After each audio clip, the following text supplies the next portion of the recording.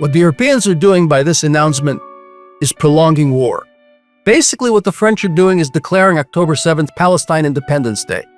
Brilliant, right? I mean, let's award these people for slaughter and massacre with independence.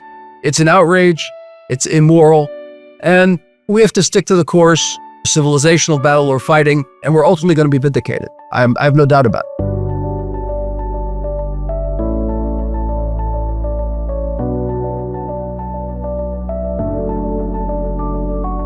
Welcome to the Misgav Institute for National Security's Mideast Horizons, the podcast for anyone who wants to truly understand what's happening in the Middle East beyond the headlines and spin. I'm Lahav Harkov, your co-host, a Misgav Institute Senior Fellow and Senior Political Correspondent for Jewish Insider. And I'm Asher Friedman, Executive Director of the Misgav Institute and your co-host. The Misgav Institute is Israel's leading national security policy center, dedicated to strengthening Israel's security, its regional integration and cooperation, and its international alliances.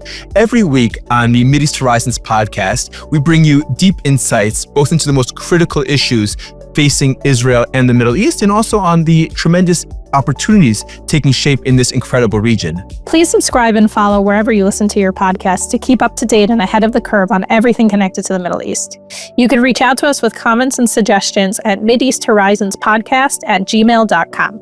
And we read your comments and we respond, so please keep sending them.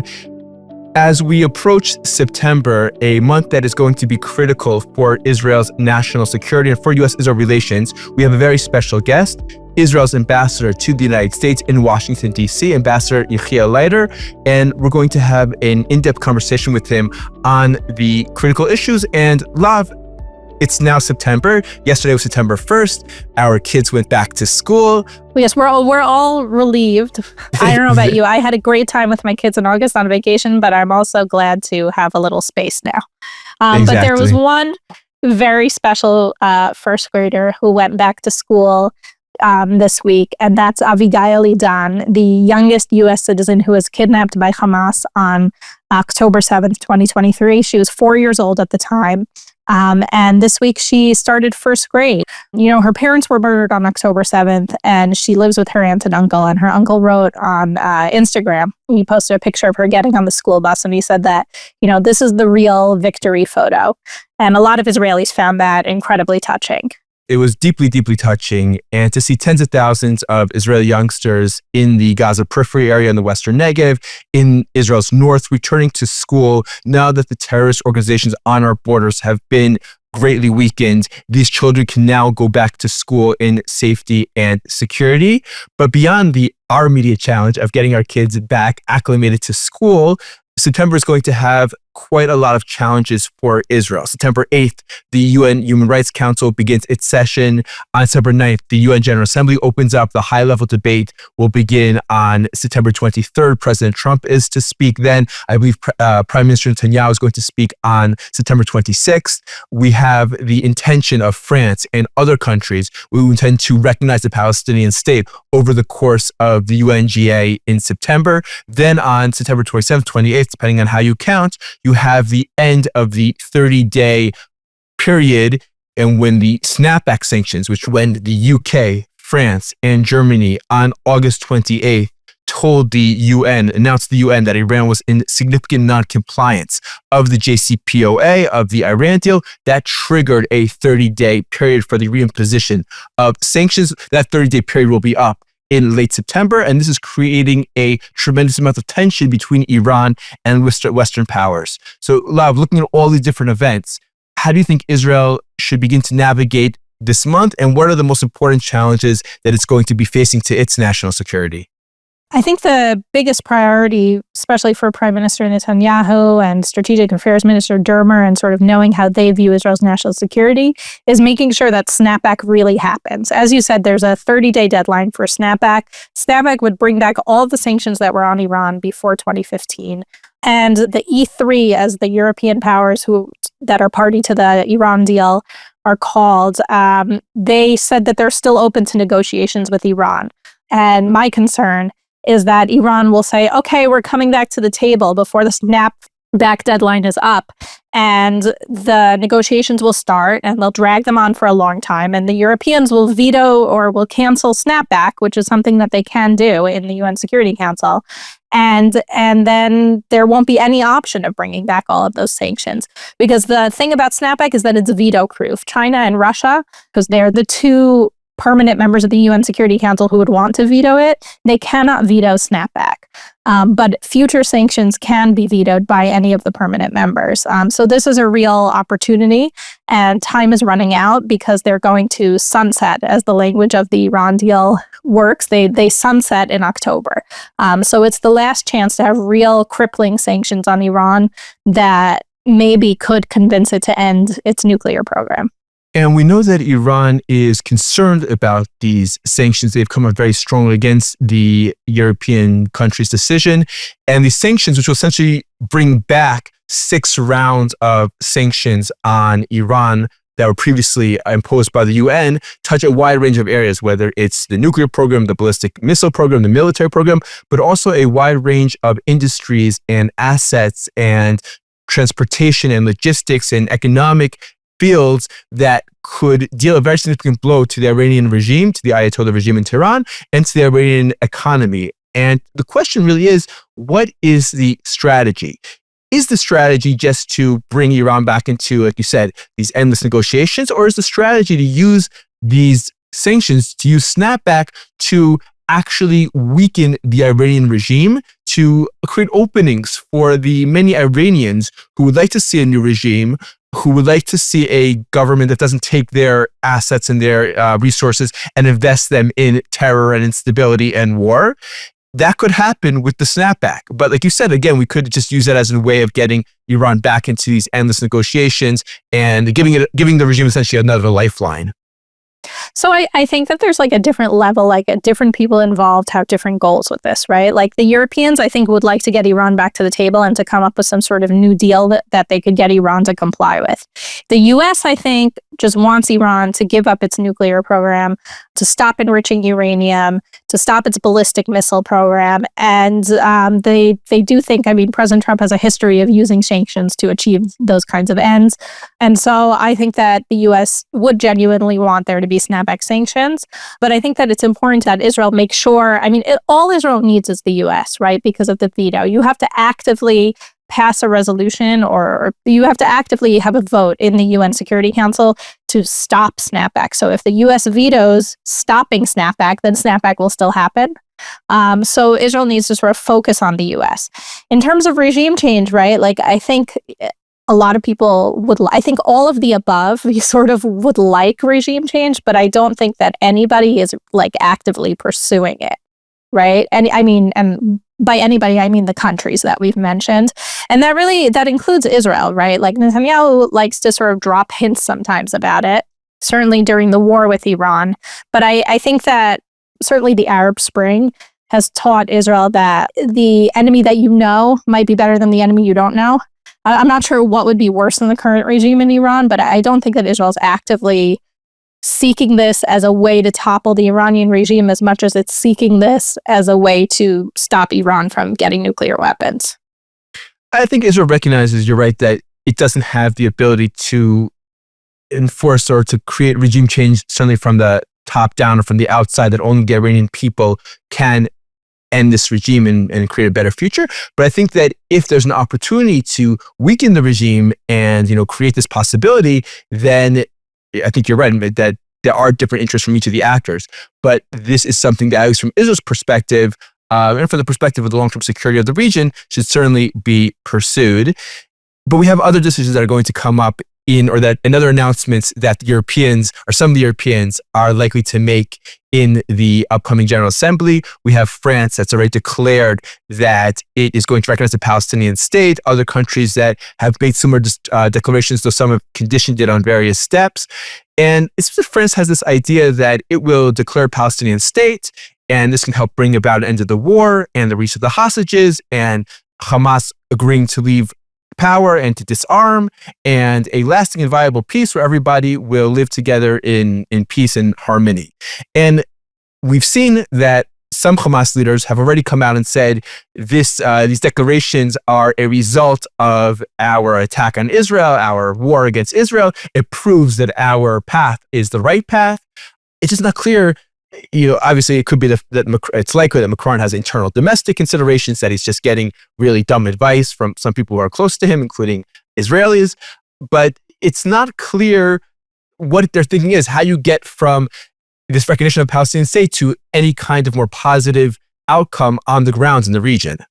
So France is very offended, or at least the Macron administration is very offended by not even the insinuation, like Netanyahu just said it right out, that their recognition of a Palestinian state encourages Hamas. And I interviewed Macron's special envoy to the Middle East. His name's Ofer Bronstein. He's a French Israeli who also holds a Palestinian passport that he received from Mahmoud Abbas, the Palestinian Authority president, in recognition of his activism for peace. So you can imagine what his positions might be like if Abbas was honoring him. And he thinks that the recognition of a Palestinian state is discouraging to Hamas because Hamas are like radical Islamists, and that when they invaded Israel on October 7th, they were talking about Al-Quds, about Jerusalem, and they weren't waving the Palestinian Authority flag. They weren't talking about a Palestinian state.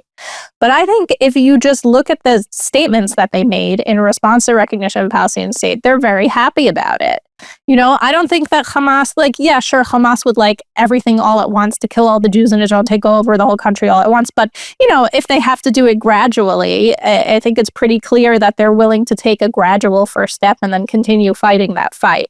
So I think that there's something dangerously naive about this idea from France where they're like, well, if we show them that we have high expectations of them, right? Because they also talk about Palestinian Authority reform and things like that, then they will rise to meet that expectation. No, that happened in Oslo and we got bus bombings out of it and then a second intifada. It's just so disconnected from reality. According to the best available Palestinian polling from the Palestinian Center for Policy and Survey Research, Hamas is the most popular party in the West Bank of all the various political parties in the Palestinian Authority. Their ability to claim the success in getting France to recognize the Palestinian state will only lead to a rise in their popularity, and it ensures their continued control in the Gaza Strip. And we've seen these polls that show that 40%, 50% of Gazans would emigrate from the Gaza Strip if given the chance. And those respondents said that's only because of the war and the destruction. But the truth is that's actually not correct. If you go back to 2015, 2018, 2020, there are numerous Palestinian and international polls showing that 35, 40, 50% of Gazans would emigrate if given the chance. September 2018, there's no war going on. There's no high-intensity conflict. And I think the reason is because Gazans, Palestinians, unlike perhaps some people in the West, understand that under Hamas, whether it's official control or de facto control on the ground, there's really no future for Gaza. Gaza is never going to be a prosperous, thriving entity as long as Hamas controls the Strip. And therefore, because they didn't have any hope of a future without Hamas, they said they would like to emigrate if given the chance. I think that if people who truly want a better future for Israel and for Gaza want to create a day after without Hamas, then the idea of taking steps like recognizing the Palestinian state at this point, which are only going to strengthen Hamas, keep them in power, is just so counterproductive and so tragically destructive for the region. That reminds me of something else that Ofer Bronstein said, which was well, Israel anyway says that Palestinians are going to run the Gaza Strip. So what difference does it make if we recognize a Palestinian state now? Which I just just because Prime Minister Netanyahu and others in the government have said that, Palestinians will ultimately control Gaza, doesn't mean a Palestinian state, right? Palestinians control Palestinian cities in Judea and Samaria, and they don't have a state there. Right. But anyway, let's move to a more optimistic note that we hit the 5-year anniversary of the Abraham Accords. And I know you said you had a lot you wanted to say about that. Look, on October 7th, on the day after on October 8th, there were some real questions whether the Abraham Accords would survive. We've seen this tremendous outpouring after the Abraham Accords were signed between September and December 2020, when Israel made peace or normalized relations with the UAE, Bahrain, Sudan, and Morocco. We saw this tremendous outpouring of people-to-people peace and joint conferences and joint initiatives and doctors and and agriculturalists and water scientists and space agencies and entrepreneurs and young people all coming together. And then October 7th happened and the region changed. And there was a real question whether the Abraham Accords would survive. Now, 5 years after their initial signing and nearly 2 years into the war, we can say that the Abraham Accords have proven resilient. If we look as just one indicator, Israel's trade ties with the UAE, Bahrain, Morocco, and even with its legacy peace partners, with Egypt and Jordan. Its trade ties with all these countries grew in 2024. In 2025, its trade ties with Morocco, Egypt, and Jordan continued to grow. With the UAE and Bahrain, they didn't grow, but they returned to their 2023 levels. So you haven't seen any kind of significant decrease. Israel's strategic ties are continuing. Its diplomatic ties are continuing. There have been dozens of agreements signed between Israel and these countries over the last 5 years. What's taken a real hit is the people-to-people ties, the warm peace that really made the Abraham Accords so special. And once the high-intensity conflict in Gaza dies down, which I think will happen in a matter of months one way or another, with either Israel taking over the Gaza Strip or there being some sort of agreement where Israel pulls back, Hamas remains in power, but at least the high-intensity fighting dies down, then the question is, how do you restart those elements of the people-to-people peace, and how do you expand the Abraham Accords? And I think that one element is going to be the multilateral initiatives like the India-Middle East-Europe corridor or the Middle East Security Alliance, or various ideas for cooperation in AI between the U.S., Israel, and the UAE, or an Abraham Accords Innovation Network, all different, very interesting ideas that will bring together not just Israel and its Arab partners, but also additional partners like the US, like the United States, like the EU, like India, like other countries that will come together to help restore the momentum for the Abraham Accords. But I do think that looking at the 5-year anniversary and everything the region has undergone in the last 2 years, it is pretty remarkable to see how these accords have proved strong and stable. You know, the UAE has also been, I would say, one of the more constructive elements in the region when it comes to Gaza. They've provided aid in a way that they're actually willing to cooperate with Israel, unlike the UN. And, you know, speaking of the UN, like if we think about all that's going on in this month between the General Assembly and the Human Rights Council and the Snapback and the Palestinian state recognition, the fact that I don't think that there's anything happening in the UN in honor of 5 years of the Abraham Accords just tells you everything you need to know about the UN. I mean, that was a huge positive step towards peace in the Middle East, right? And the UN is supposed to be an institution that's supposed to promote peace throughout the world. And yet if I remember correctly, the UN, like there were resolutions that were anti-Abraham Accords at the time, certainly proposals. And it just shows the absurdity of the UN as an institution. Oh, and one more thing that we didn't mention about the UN this month is that Secretary of State Marco Rubio is banning the Palestinian leadership from attending the UN General Assembly, from coming to New York, which reminded me of the great days when Rudy Giuliani was mayor of New York and he wouldn't let Arafat in. And of course, we wish Rudy Giuliani a swift recovery from his accident, or refuah shlema. And absolutely, and always to recall also that the United States is footing the bill for the UN. I think officially 24% of the UN budget comes from the United States. I think in practice it's actually significantly higher. I believe that under the Biden administration, it was about $19 billion a year in US taxpayer funding to pay for this body, which often is working to undermine peace, to promote the interests and agendas of dictators, of terrorist organizations. Whether or not it's even possible to reform the UN, I think is a very big question mark. But could you imagine what Trump could do with that great piece of real estate on the East River? Exactly. And speaking of President Trump, he gave an interview, I believe it was yesterday, where he talked about U.S. Israel relations, Israel's image in the United States. What did you think of that interview? Look, overall, like you can't really argue with a lot of what Trump said. He was right about the things he said in the interview. And the main point he sort of made is that as this war draws on, it's worse and worse for Israel's image. So while he says like Israel's amazing and he supports Israel and what they're doing, and October 7th was the most horrible thing, he points out that Israel looks really bad to the world. It sounds a lot like I just, part of my summer travels was a speaking tour. It was in South Africa, but mostly to the Jewish community. And it just had a lot to do with it's reminded me of what I'm hearing from diaspora Jews and from many Israelis too, where they're like, this war is just, but Israel is failing to communicate it. One thing that disturbed me a little bit is that, so President Trump talked about AIPAC becoming weaker, which is something that I think has been a trend for the past 10 years, by the way. I think since the Iran deal, AIPAC has been significantly weakened. He used the word control. He used to say Israel controlled Congress and they don't control it anymore. And President Trump is often very careless in the kind of language that he uses.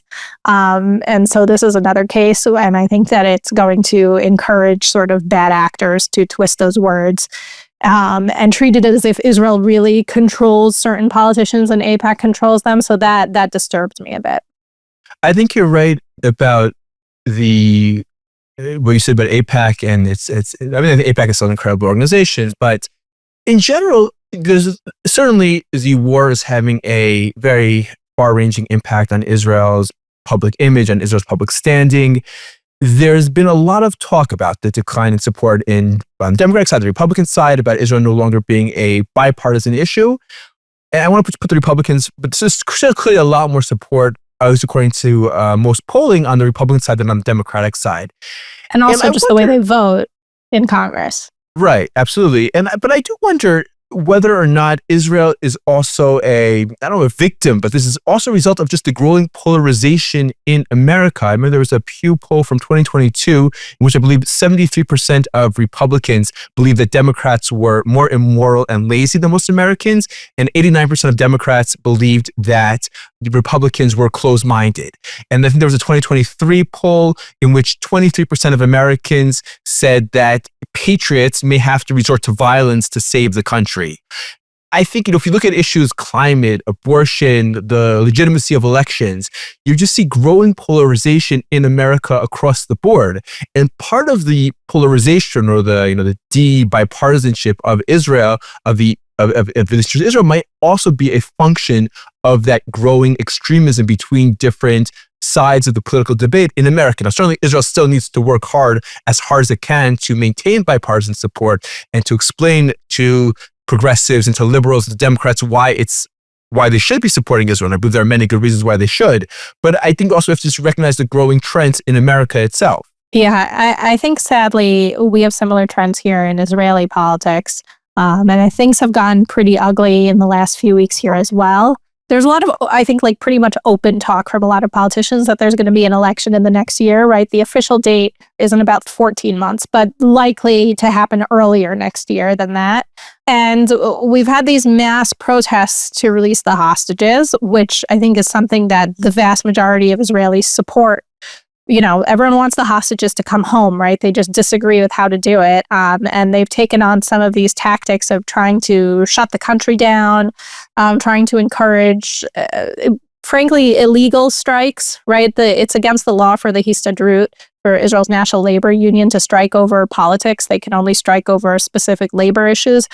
I'm very, very strongly opposed to demonstrations that block roads. I've had a personal experience with family who their doctor wasn't able to get to them in the hospital because of what was called Lil Galant, the night that Yoav Gallant threatened to resign over judicial reform. And I believe at one point there was a Shas minister whose father or mother died because of these kinds, died in an ambulance because of protests blocking roads. So it's very dangerous. It's not good for the country. And you can have a protest in a protest zone, but to have a mass day of disruption, to me, is I understand how desperate the situation of the hostages are, but you're not helping your case by hurting the country.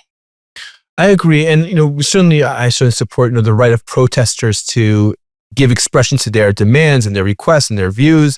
But it is unclear to me why the rights of, let's say, a few hundred or a few thousand people to block a road triumph, certainly in the Israeli media discourse, the rights of millions of Israelis to get to the hospital, or for kids on a school bus to get home from school, or just people to go about their daily lives.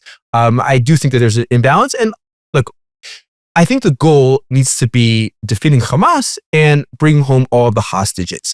Now, the most prominent, certainly the most prominent in terms of the media coverage of the hostage families forums, the protests. Their slogan now is end the war, make a hostage deal.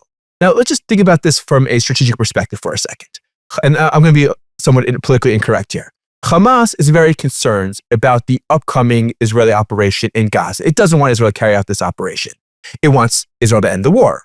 The hostage families are demanding an end to the war. Now, as long as Hamas doesn't release the hostages, this demand to end the war will have some resonance with some Israelis because they want the hostages back. The moment that Hamas releases the hostages, then far fewer Israelis are going to agree to this idea of ending the war because they don't want Hamas to be firing on Israel, to be threatening their communities. So what Hamas needs to do in order to achieve its goal of ending the war is not release the hostages. So I have no doubt that the hostage families are desperate. They want their loved ones back home. But it's an open secret in Israel. It never gets talked about abroad. There have been millions of dollars going into the hostage families forums and other forums for the hostages. There are hundreds, thousands of people who work in this field. Some of the PR companies, some of the spin doctors that are very prominent are also among the ones that were leading anti-Netanyahu protests. These are facts. You can, without going into motivations, without going into why they're doing what they're doing.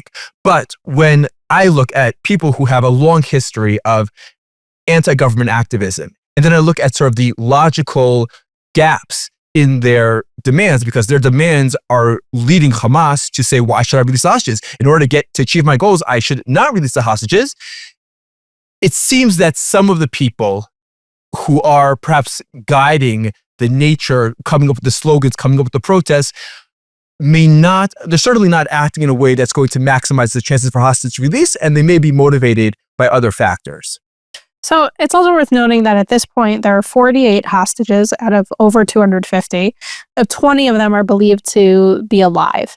And right now, Hamas is offering a deal to release half of the hostages, right? There's disagreement between the hostage families, right? Up until now, it was like there's the hostage families forum. They're the ones who organize these big protests, and they seem to represent the vast majority of the hostage families. And then there was Forum Tikva, which was more hawkish, and that they oppose releasing terrorists, and they think that, the war effort should come before the hostages. And they're a smaller group that received much less attention, but also seemed to represent fewer families. Now it seems like maybe there's not a split in terms of organizations representing people, but there does seem to be a genuine split between the remaining hostage families about whether to accept a partial deal or not. Because, there's always the fear that your loved one won't be one of the, 10 living hostages or the other deceased murdered hostages who won't be released. And then God only knows when the next deal will be, right? So at this point, Prime Minister Netanyahu and the other ministers have decided no more partial deals. It's either all the hostages or nothing. But it'll be interesting to see how long they can stick to that. I think that at this point in the war, it's an extremely difficult choice, but I think at this point in the war, they are making the right choice. Every one of these deals, the ceasefires last a long time, and then it just drags the war on, and you have more suffering. And, you hate to do this sort of calculus, right? But since the last hostage deal, more than 20 IDF soldiers have been killed, and there are 20 hostages alive. And so drawing out the war is also risking a lot of lives. Drawing it out unnecessarily.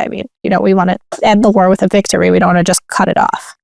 Absolutely. We all want to see the hostages home as soon as possible, and we want to see a future for Gaza without Hamas. As we've mentioned, there are going to be an incredible number of challenges, opportunities, obstacles, really fateful decisions facing Israel in the coming month, facing Israel internally, facing Israel vis-a-vis Gaza and the other terrorist organizations, and facing Israel in the international arena. Here on Mideast Horizons, we will continue every week to provide a deeper insight on these issues. But now let's go to our guest, Ambassador Yechiel Leiter, who is one of the key figures in these challenges and in this navigation, this maneuvering, these dramatic decisions that Israel will have to make over the coming month.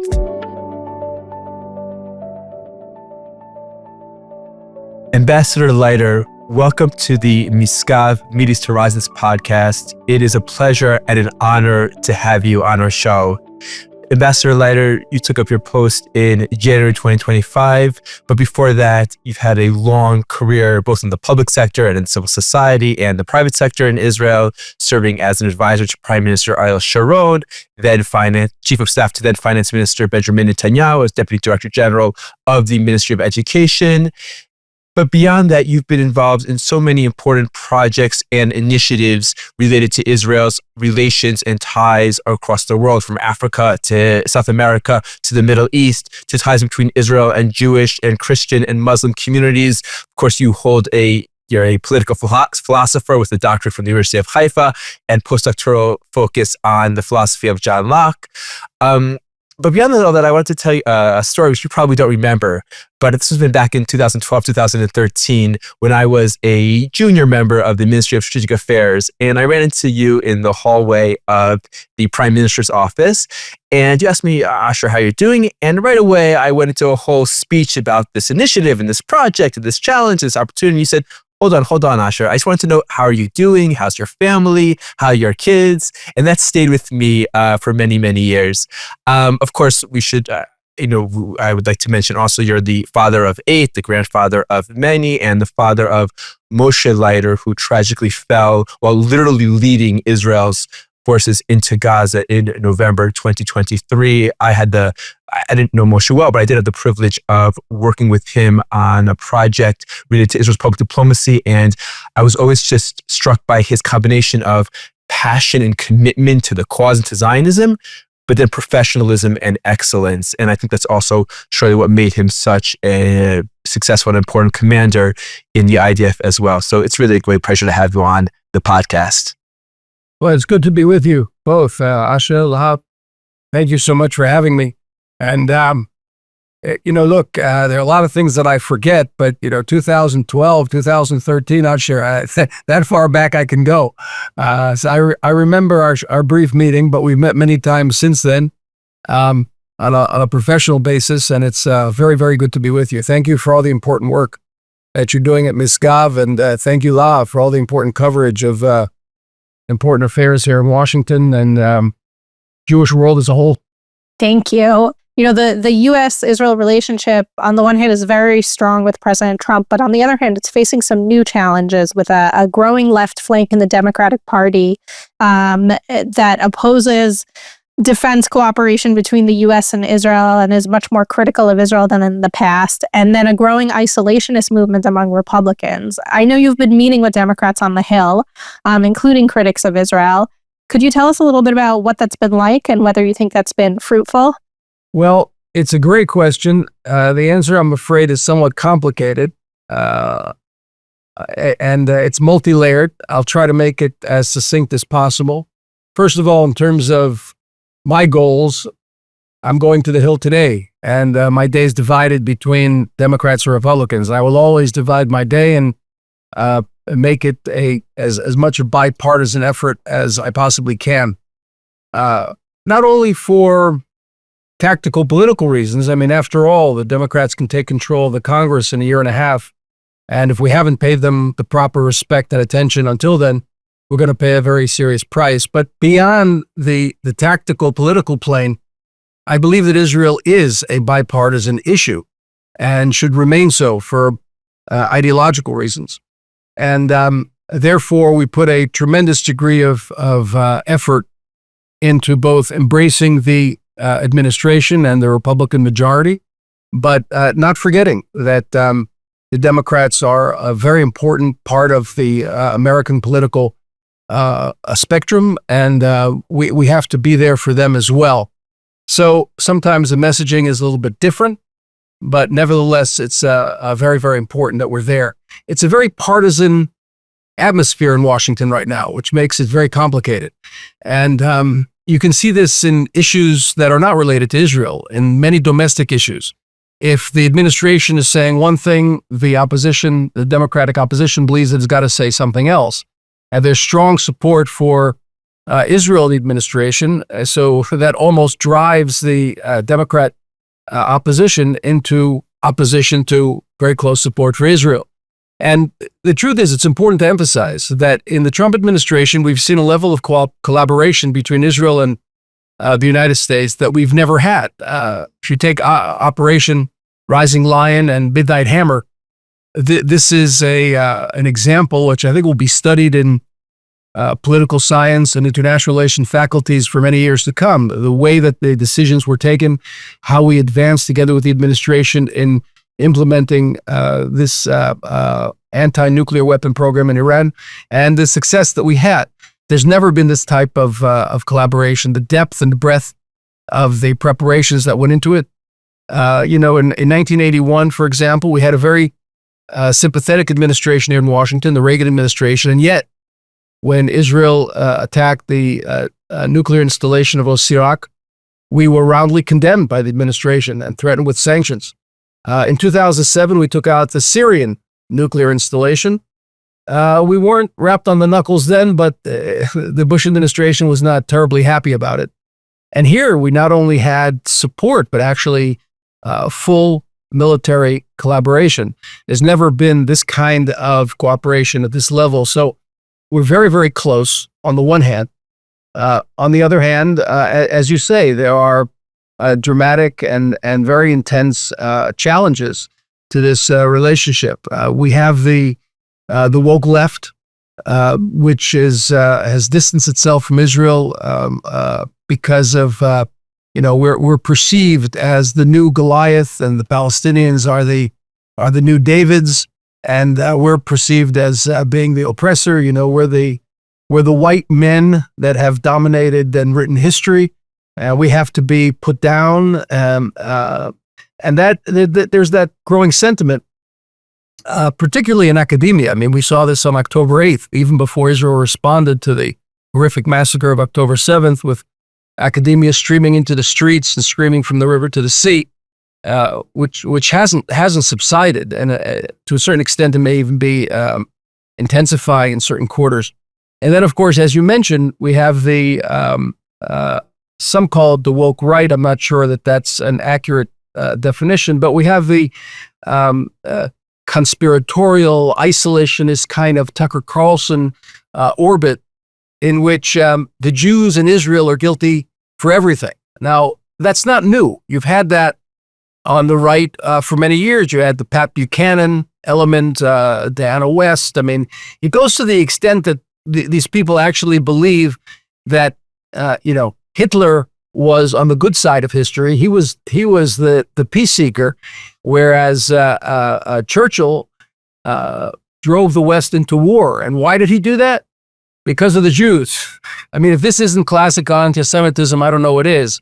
And Carlson has he kind of struts his wordsmithing out there with self-aggrandizing arrogance.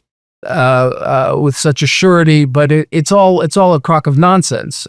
In some ways, it's actually an inversion, because they claim to come from a position of America first, America's strength. But when Tucker Carlson says, if America strikes Iran, then America is going to have thousands of casualties. When Israel attacked Iran, it was able to take over Iranian airspace in a matter of 2 days or 4 days.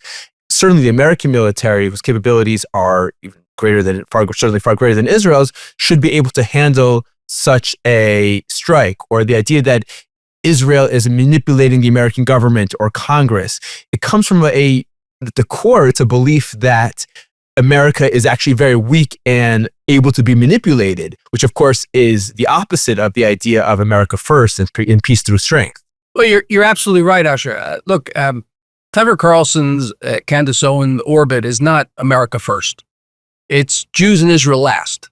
That's the most important aspect of things. America first is fine for Americans. We don't have an issue with that. I think we put Israel first. America puts America first, and I think nationalities around the world put their own nationality first. I think it's obvious and elemental, and I don't think we have any issue with that. The issue with the isolationist and conspiratorial right is that Israel is always wrong, and the Jews are always behind everything that's wrong. That's really the issue we're facing. I don't think that it's taking off around the United States as much as some people would like to have us believe. I don't find it in the halls of the administration at all. I haven't seen any examples, whether it's in the state or in the White House or a DOD.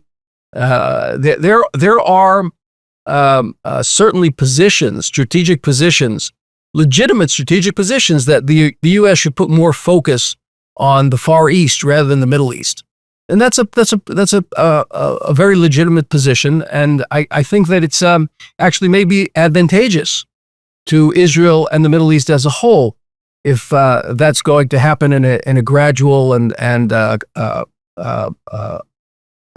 careful way as we move into the future.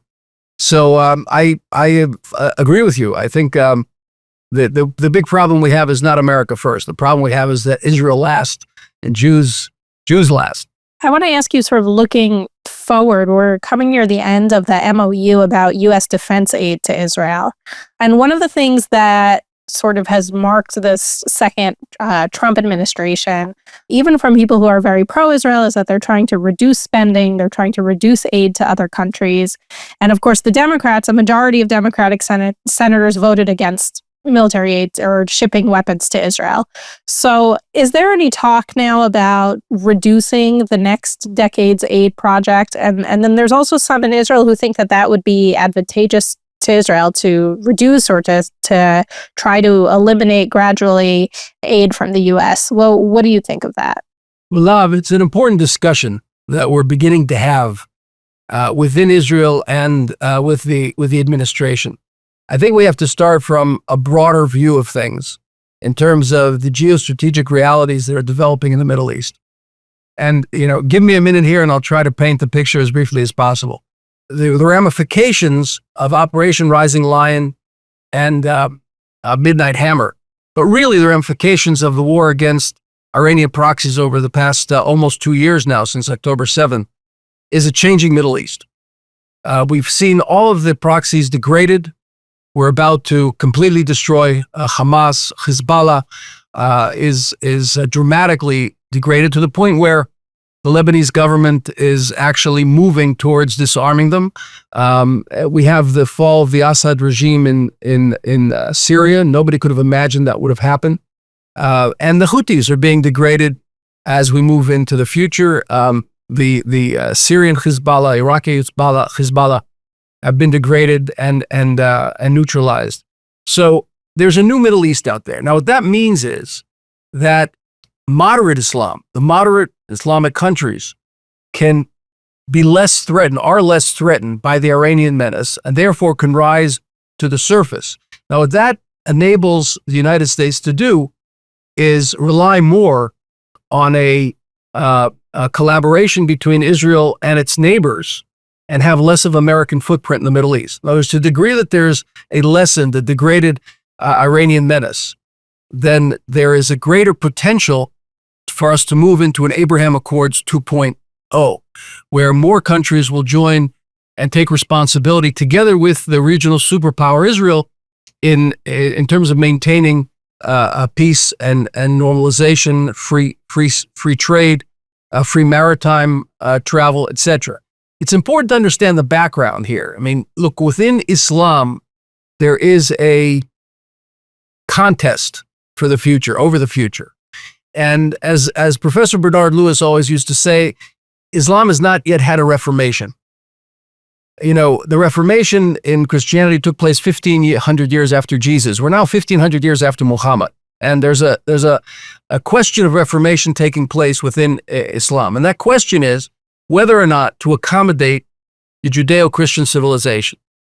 So if you accommodate Judeo-Christian civilization, if you go towards moderation, then you recognize Israel. And you do so in such a way like the Emirates and Bahrain did, without conditions. We're ready to live. Islamic civilization is ready to live side by side with Judeo-Christian civilization. If you're opposed to reformation, then you're opposed to living side by side, and you still maintain this idea that there has to be one caliphate that rules the world under Islam. And that's what Iran and the Sunni radicals and Muslim Brotherhood represent. So there's this contest taking place. And the apex of this context is whether or not to recognize Israel. So if you recognize Israel, then you want to live side by side with Judeo-Christian civilization. If you try to eradicate Israel, annihilate Israel, as Iran and its proxies repeatedly say that their intent to do, you're opposed to living side by side with Judeo-Christian civilization. So really what's at stake here in Israel's war against Iran and its proxies is the future of civilization as a whole. This isn't just rhetoric, because if we have a situation where Islam lives side by side with Judeo-Christian civilization, we have a world that is moving towards toleration, normalization, and peace. If we continue to have radical Islam trying to inch towards domination in areas around the world, then we have continued warfare and conflagration. But in terms of military aid to Israel, right? I mean, I guess in a way we are at this sort of crossroads, right? But soon the negotiations will start. There's some reports that there's been some discussion about it already, right? And when we're at a crossroads, how does Israel sort of handle that? Because we're talking about an MOU that would apply for a decade. I mean, it's true Congress votes every year, but the plan is for a decade. Maybe the MOU will apply for 20 years or 30 years, and they will change the nature where there'll be greater research and development between our two countries rather than relying on American weapons or so on. It's important to emphasize that right now we talk about the $3.8 billion. Recently, there was a podcast with Marjorie Taylor Greene in which she said, why are we giving $3.8 billion to Israel when people here in the United States don't have health care? Well, what she neglected to mention is that the vast majority of the $3.8 billion is spent in the United States and actually is providing jobs and health care for American workers. They're all, American weapons that are bought and American aid that is actually purchased here and supporting the United States. So it's a win-win kind of situation. I would also mention that the words of General Keegan, who once said that to replace Israel, the intel which the United States benefits from Israel, he'd have to create 5 CIAs. Well, how much would that cost? So, I mean, the level of collaboration that we have at this point between our intel communities is very, very, very deep and wide. So we provide a tremendous service to the United States' interest in the Middle East. And what I tried to emphasize before in my prior remarks is that that actually will grow, because if the United States moves its footprint from the Middle East to the Far East, it's going to depend more and more on Israel and its allies within the region. So therefore, the nature of any MOU or collaborative effort is going to change. The nature is going to change. Where, we have to be the most important thing in international relations to understand is that there are paradigms that change. There's not one paradigm that goes through every period in history. There are paradigm shifts, and we're in a paradigm shift in the Middle East. We have to appreciate that and learn how to adapt ourselves to that shift. So we have these competing paradigms and these struggles in the Middle East and in the world.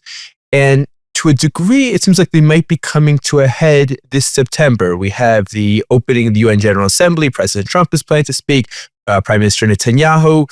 We have Chairman Abbas. President Abbas will not be speaking, thanks to Secretary of State Rubio and the administration. Then we also have the intention by France to recognize a state of Palestine, which will likely strengthen Iran's proxy Hamas, both in the PA and in Gaza. We have the 30-day period of the snapback sanctions that will come up at the end of September. And there's been some talk in Israel about this kind of a grand bargain, a grand deal that's being formed that will include the U.S. and Israel and Hamas and releasing the hostages and Syria and Saudi Arabia and Iran. And I don't know, what can you tell us? Is there some sort of grand deal that will reshape a new Middle East that's about to be announced? Or is this sort of Israeli media speculation? There's an old expression, tomorrow we wrap fish in the newspapers today.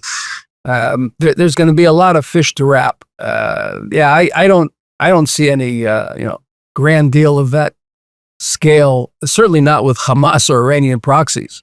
That's not in the cards. Let me assure you of that. Iran and Hamas and their capabilities have to be completely neutralized and never again to rise. I mean, people talk about this issue of whether or not you can destroy an idea. It's really a nonsensical discussion. Of course, you can destroy an idea. The history of epistemology is one of ideas that rise and fall. And if you take military and political power away from an idea, the idea fizzles out. And what we have to do with Hamas and the similar organizations is take away their military and political power. And that's what we're in the process of doing. I think that once we do that, then there is a possibility for something grand. Okay, and that's exactly what I'm getting back to when I talk about the challenges and the contest within Islam. Once we do that, we can imagine a peaceful Middle East. We can imagine just for example, we can imagine cross-border corridors running from Haifa to Riyadh. We can imagine a corridor which has water, desalinated water, telecommunications, railroad, highway, all running through the same corridor from Haifa to Riyadh with everybody in between. Jews, Palestinian Arabs, Jordanians, Saudis in the parched western part of the country, all benefiting from this corridor that will run with all utilities imaginable, transportational, and so on, throughout the country. I mean, just imagine how that will change the entire region.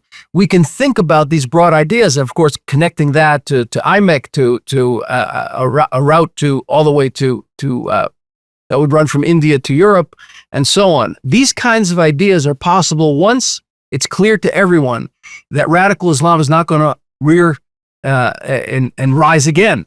This is what's so critical. So there is a counter argument being made, both in Israeli and American media, with a proposal that goes like this: Israel will agree to end the war. Hamas will agree to release all the hostages. Hamas will agree to a technocratic government that will take power. Maybe the Egyptians or the Emiratis will come in and provide security, and Israel can then live in security, and Hamas will no longer control Gaza, and Arab countries will take care of fighting terror for Israel.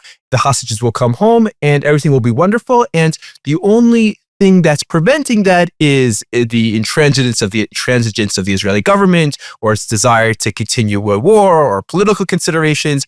What did you respond to that kind of narrative? Well, the Israeli public, is their desire to continue the war. I mean, there's no public in the world that wants to end war more than we do. No one has suffered as much as we do. I mean, look, since the day Israel was founded, we haven't experienced one day of peace. Not a day. There is, people don't even take into account, very often I sit with congressmen and senators on the Hill. I said, do you know how many incidents of terror attacks we had today? Now, how many attempted and thwarted attacks we've had? So we haven't had a moment's peace, and we want very much to move towards peace. We want to end this war, and we can't do it unless we have defeated this enemy. So no, Hamas is not going to be part of anything in the future, and Gaza has to be demilitarized. The ultimate goal is going to be a complete demilitarization of Gaza.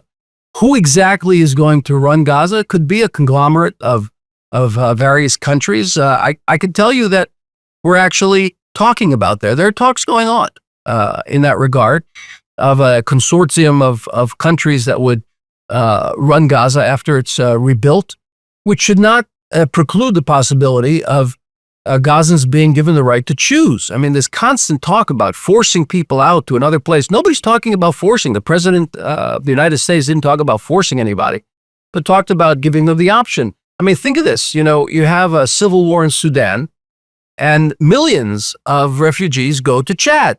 Chad is not in a better economic situation than Egypt is. Why wouldn't Egypt just open the border and let people go through? A little known fact is that we've facilitated the exit of some 40,000 Gazans who have visas, and they come through Israel. They don't go through Egypt. If they try to go through Egypt, they've got to pay tens of thousands of dollars in bribery to get out. We facilitate their exit based on either health needs, healthcare needs. We're petitioned sometimes by the Jordanians or American outfits to enable people to get medical attention. They come through Israel. Sometimes they get it in Israel. Sometimes we facilitate their exit to other countries. But also anybody with a visa comes through Israel and gets out. Why not allow these people the opportunity to choose? That's all we're suggesting. So look, there's an awful lot that can be done once we have this radical Islam defeated.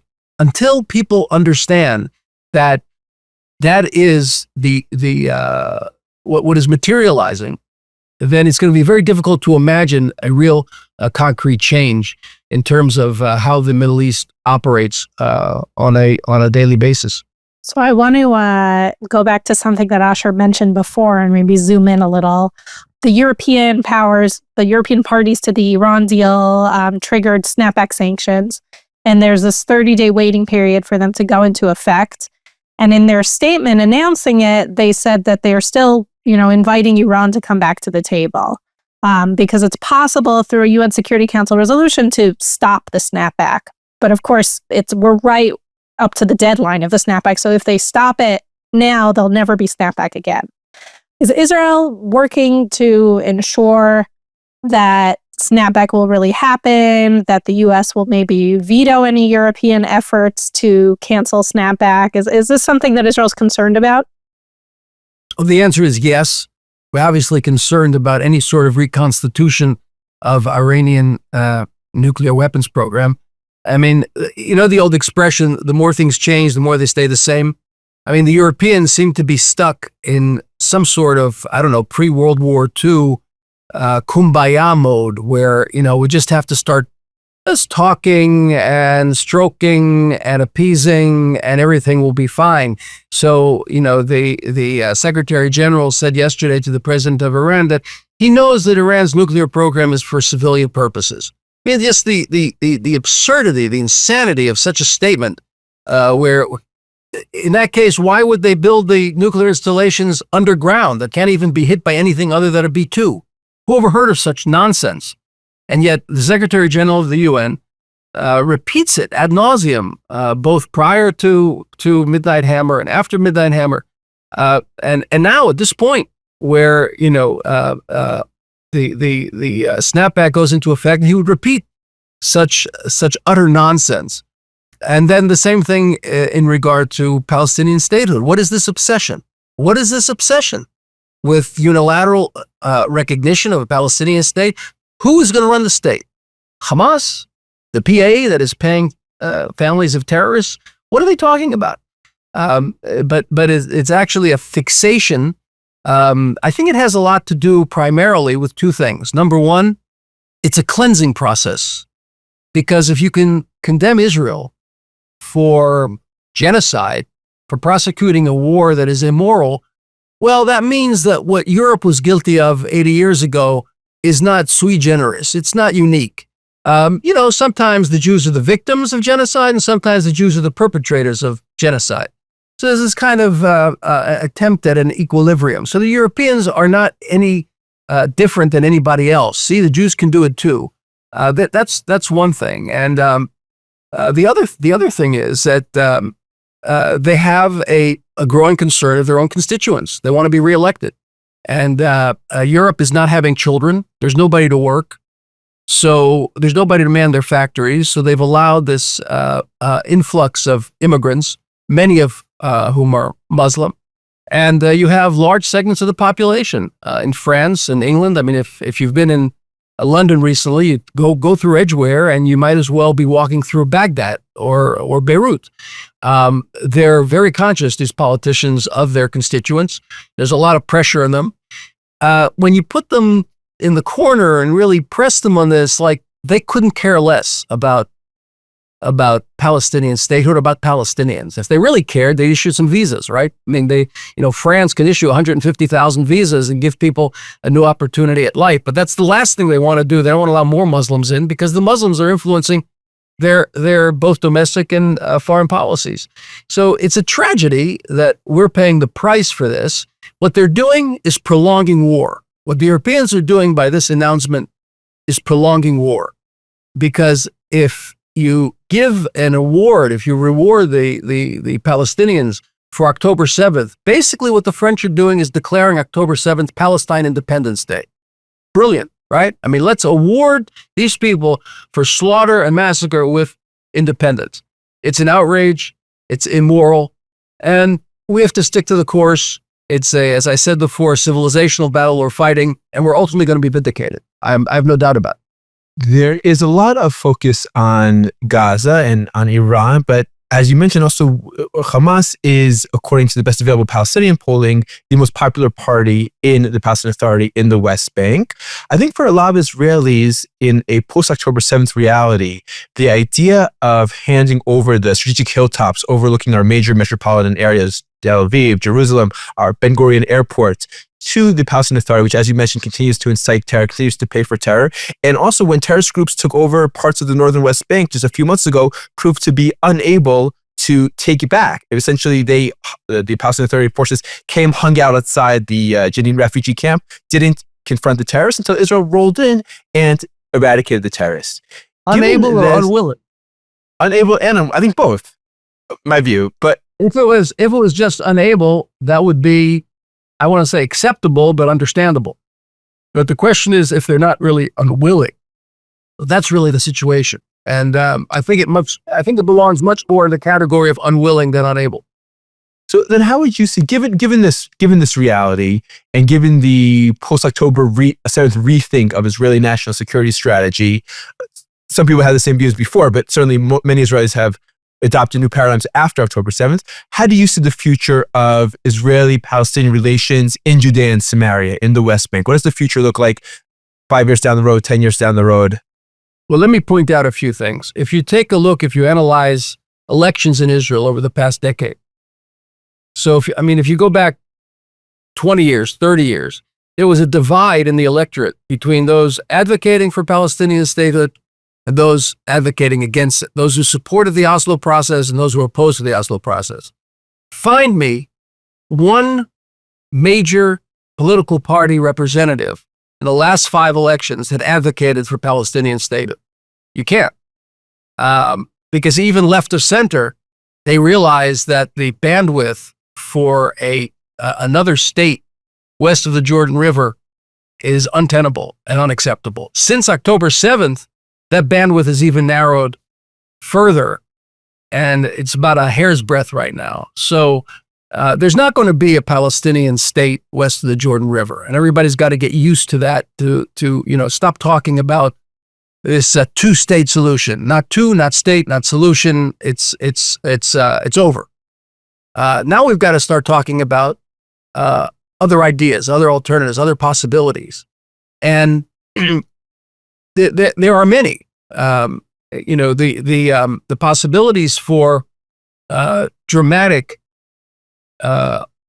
economic growth, which benefits the Palestinian communities in Judea and Samaria, are great. If you take a look at all the industrial zones, for example, that employ hundreds of thousands of Palestinian Arabs, in some cases, this surprises many of my colleagues here in Washington. In some cases, you've got, a Palestinian Arab manager of a factory in which, Jews, settlers, as they love to call them, work underneath under the command or under the direction of a Palestinian Arab CEO. You have that in many companies in industrial zones, and those relationships were maintained even through the intifadas. There wasn't a day when, the industrial zone of Barkan was shut down because of the intifada. People want to go to work. People want to have a better future. People want to raise their human development index. And there's much that can be done in that regard. I spoke before about cross-border infrastructure corridors, which would benefit all the peoples living in between the Mediterranean and the Gulf. So there are many other projects that we could do in that regard, and we can talk about autonomous zones, and we can talk about local autonomy.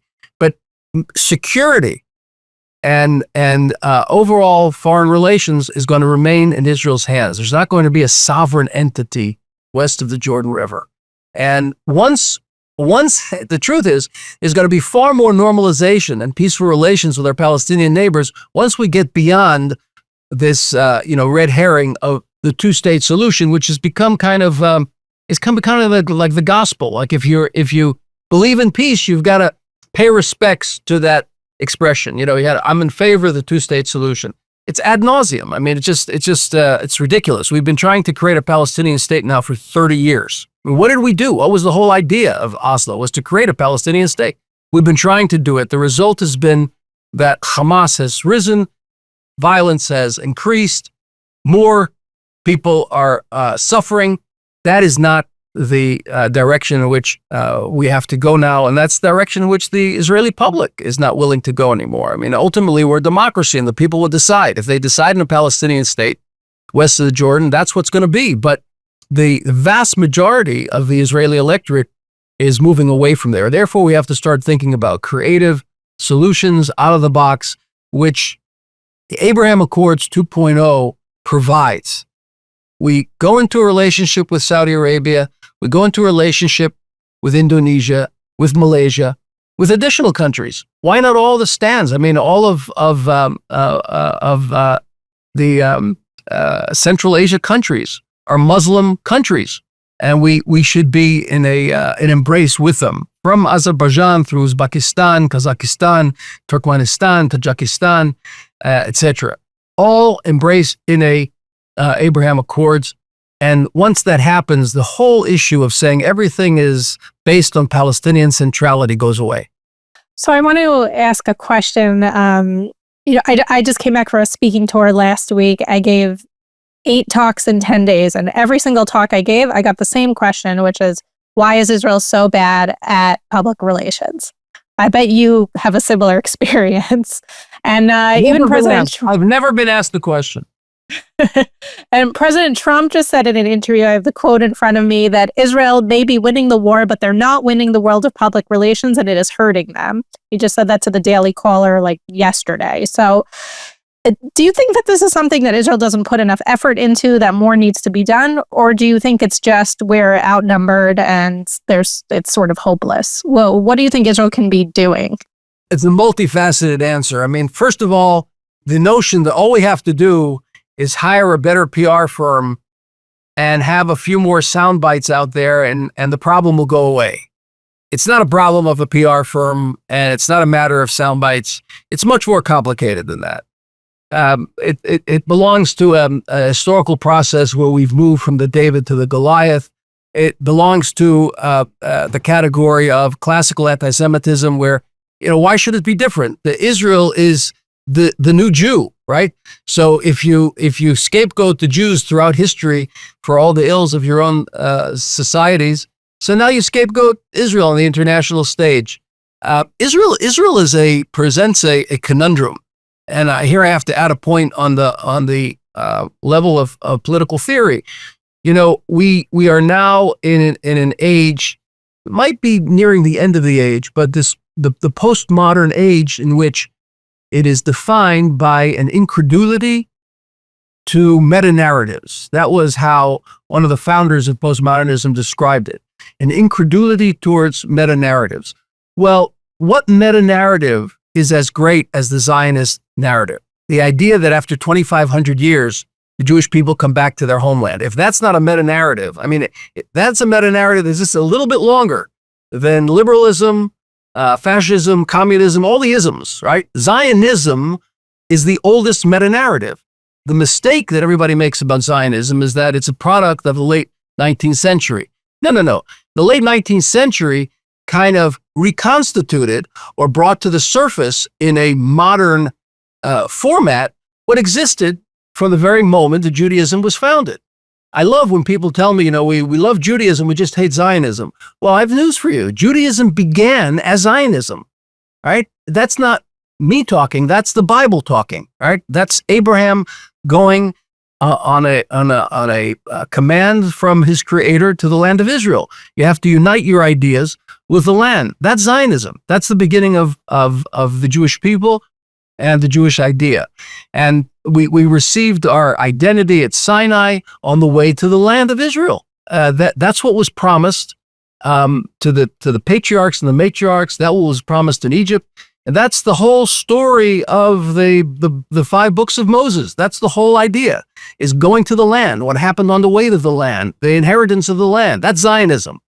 So that's a meta-narrative that is being meted out, materialized in our generation. That's a problem for many people who believe in this idea that there's no such thing as a meta-narrative and they have to go away. what's amazing is, as I travel across this country, and I'm sure, Lav, you say you just came back from a 10-day tour, you may have experienced the same thing. I mean, you go into a church on a Sunday morning, and you talk about Zionism being, 3 millennia old, and everybody gets it. It's like, yeah, of course. There's an interesting thing that I just discovered recently, reading a wonderful book, which I recommend to everyone, called The Ark of the Covenant by Walter Russell Mead, in which he points to a story of 1891, something called the Blackwell Memorial. Now, this is 3 years before Herzl discovered Zionism, political Zionism, at the Dreyfus trial. 1891, a student of one of the evangelical leaders in the United States, the most important, Dwight Moody from Chicago, who trained thousands of ministers across the country and was fantastically influential.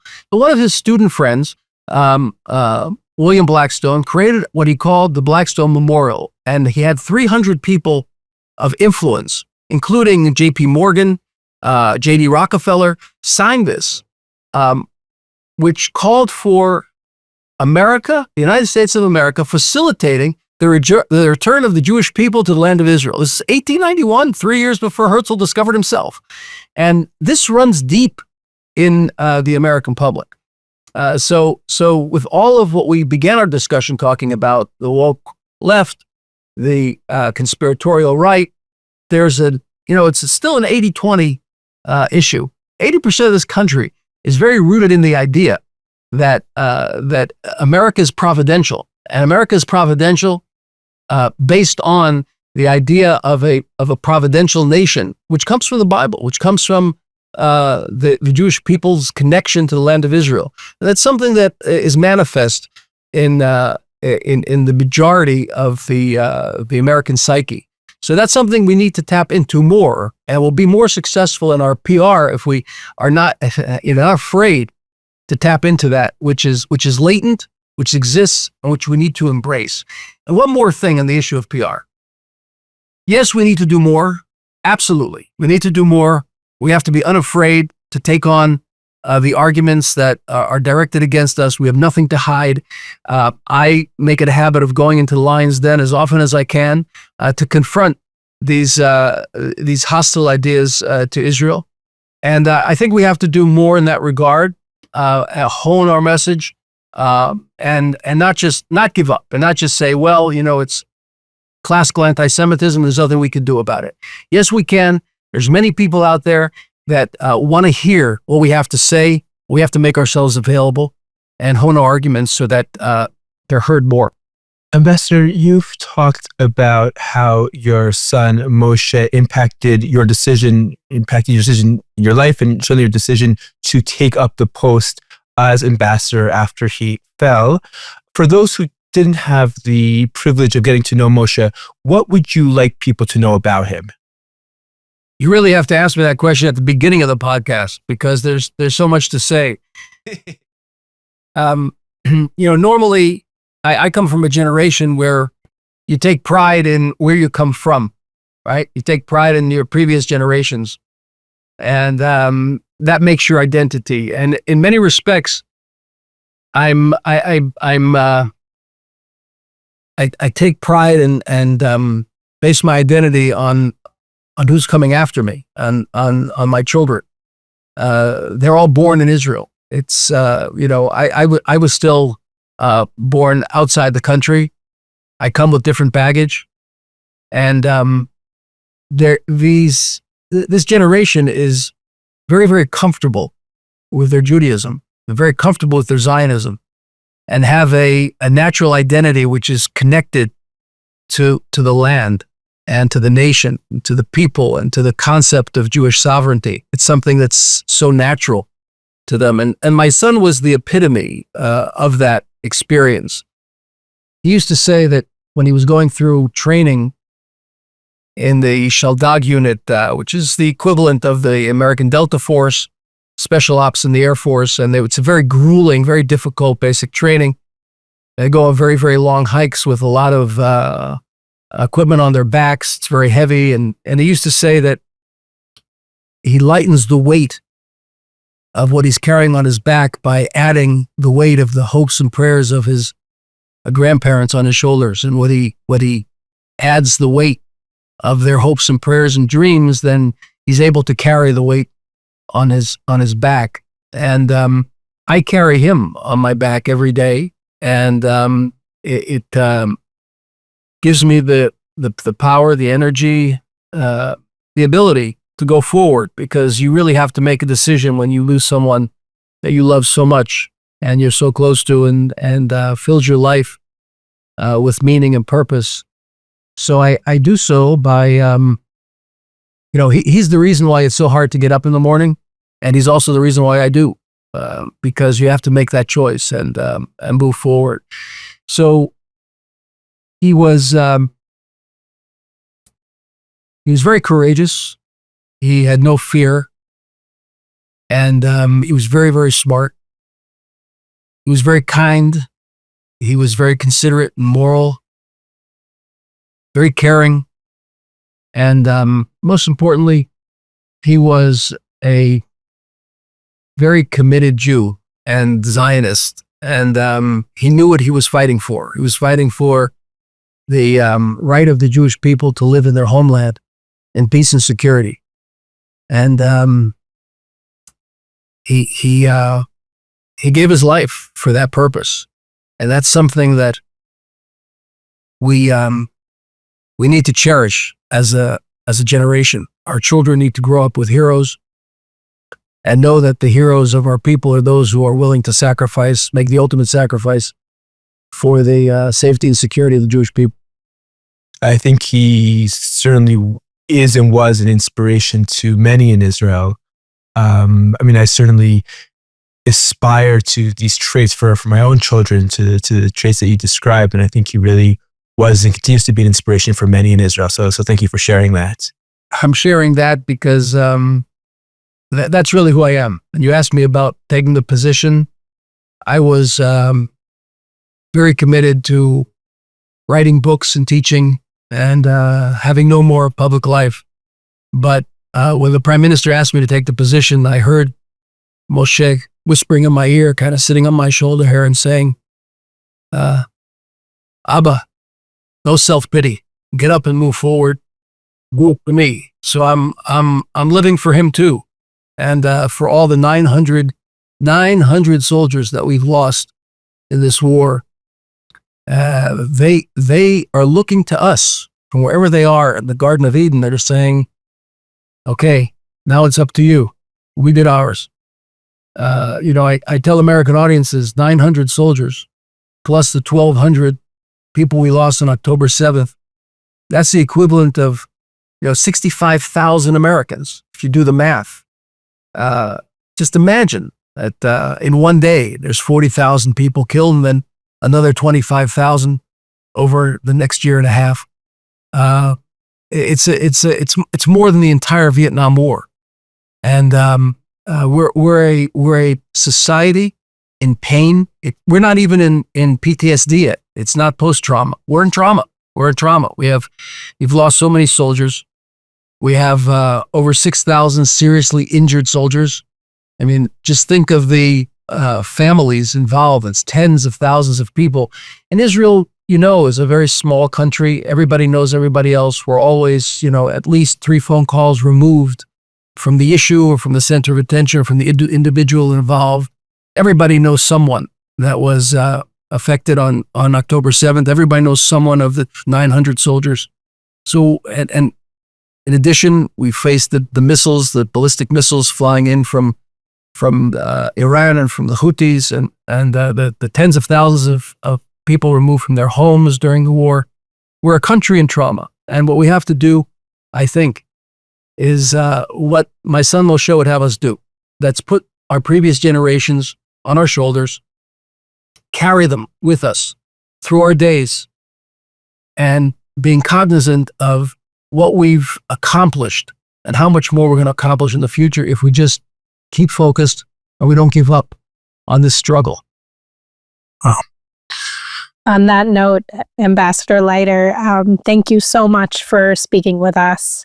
Thank you so much. And thank you for everything that you're doing for the state of Israel, for the Jewish people. Well, thank you for inviting me to the podcast. I understand this is a maiden voyage or the beginnings of your podcast operation. So I wish you the best of success. Very important work that you're doing, both of you individually and both of you together.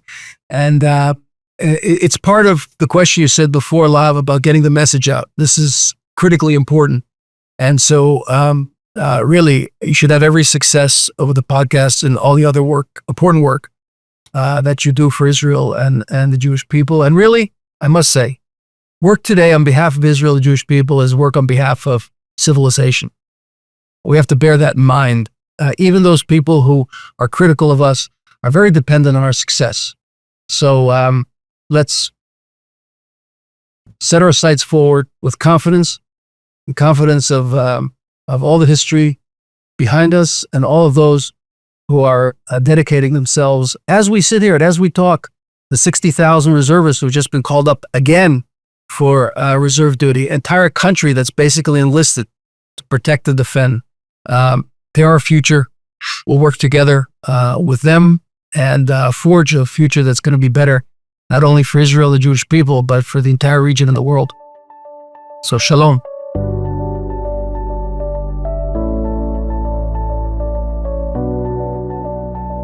Thank you for listening to this week's Miskav Mideast Horizons podcast. Make sure to like and subscribe to the podcast wherever you listen to your podcasts. You can send us your questions and comments to mideasthorizonspodcast@gmail.com. That's mideasthorizonspodcast@gmail.com. And make sure to follow the Miskav Institute at www.miskavins.org and across all social media platforms. See you next time.